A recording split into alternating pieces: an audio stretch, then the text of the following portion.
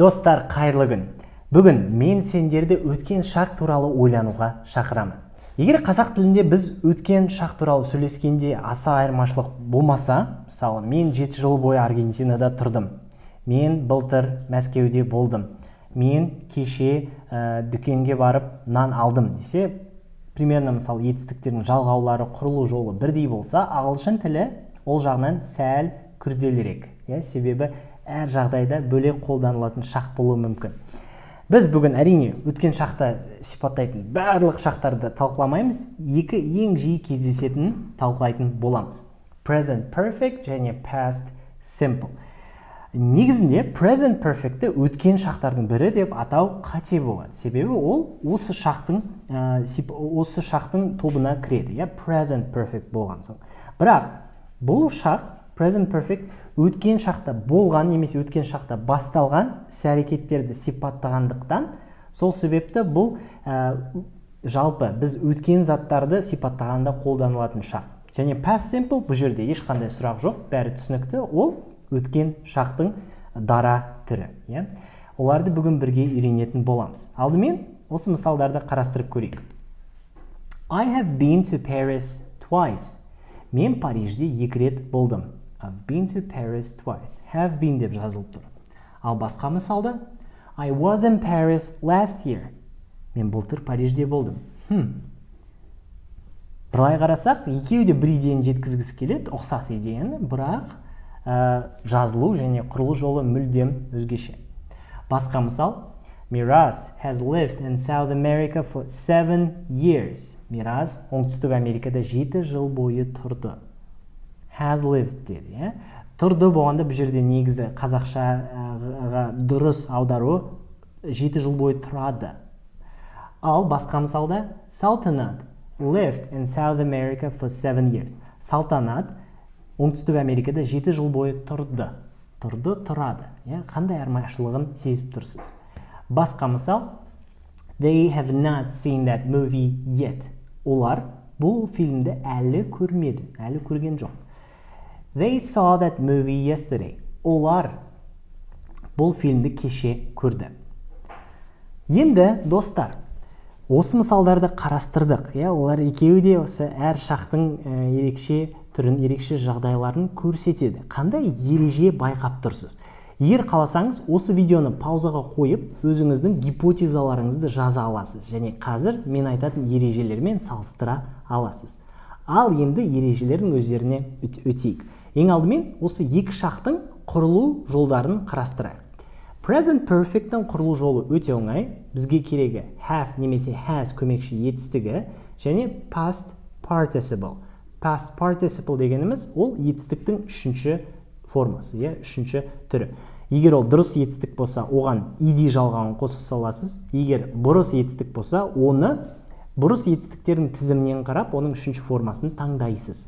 Бізде Progress Me платформасында сөздіктің астында, сол жақта сөздік тұр, соның дәл астында бұрыс етістіктердің тізімі бар, сол жерден іздеп табуға болады. Present perfect жиі осы сөздермен қолданылады. Already, уже, just, қазір ғана, ever, вообще, have you ever been to Paris? Сен өміріңде Парижде болдың ба? Вообще. Never, ешқашан, since, сол кезден бері, for, наншама уақыт бойы, және басқа сөздермен. I have seen this movie. Мен осы фильмді көрдім. Бұл жалпы менің осындай өмірлік тәжірибем. Мен осы фильмді көрдім. Ал енді past simple қалай құрылады екен? Бұл да оңай. Бізге керегі не бәрі? Етістіктің екінші формасы. Мысалы, go болса went, take болса took. Бұның бәрі бұрыс етістіктер. Ал дұрыс етістік болса, оған ed жалғауын қосамыз. Past simple жиі осы сөздермен кездеседі. Yesterday, кеше, last, құрылымдармен last month, өткен айда, last year, өткен жылы, last week, өткен аптада, және ago деген құрылымдармен. Мысалы, 2 months ago, 2 ай бұрын. 3 years ago, 3 жыл бұрын. 10 years ago, 10 жыл бұрын. Осылардың барлығымен біз past simple'ды қолданамыз. I saw this movie yesterday. Мен кеше осы фильмді көрдім. Бұл жерде see етістігі екінші формасында тұр, saw деп. Тағы да бір есте сақтайтын зат, ол have және has. Олардың айырмашылығы қандай? Қандай кезде have, қандай кезде has. Олар есімдікке байланысты. Егер I, you, we, they деген жеке немесе көпше есімдіктер болса, олардың барлығымен have қолданылады. Қалған жағдайда, яғни he, she, it. Үшінші жақ, ондай кезде біз has'ды қолданамыз. Енді біз осы екі шақтың құрылу формуласын үйрендік.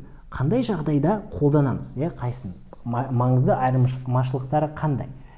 Қазір үйренеміз. Present perfect'ті сіз өте жиі осындай үш маңызды жағдайда қолданасыз. Біріншіден, өзіңіздің өткен тәжірибеңізді сипаттаған кезде. Егер сіз осы өміріңізде Парижде болсаңыз, немесе біреудің Парижде өмірінде жалпы болғанын білгіңіз келсе, present perfect'ті қолдана бересіз. Have you ever visited Paris? Have you ever visited Paris? Бұл жерде қандай зат байқаймыз? Ever деген сөзді байқаймыз, және жалпы бұл тәжірибе туралы сұрақ екенін де түсініп тұрмыз. Екіншіден, қазір ғана біткен, қазір ғана аяқталған іс-әрекеттерді сипаттағанда. It's too late. Our bus has just left. Қап кешігіп қалдық. Біздің автобусымыз енді кетіп қалды, Қазір ғана кетіп қалды. Has just left. Бұл жерде just сөзі осының қазір ғана болғанын білдіреді. Немесе already және yet сөздерін көрсеңдер, жиі present perfect'ті қолданамыз. Мысалы, already деген уже, She has already done her homework. Ол үй жұмысын уже бітіріп қойды, осы уақытқа дейін.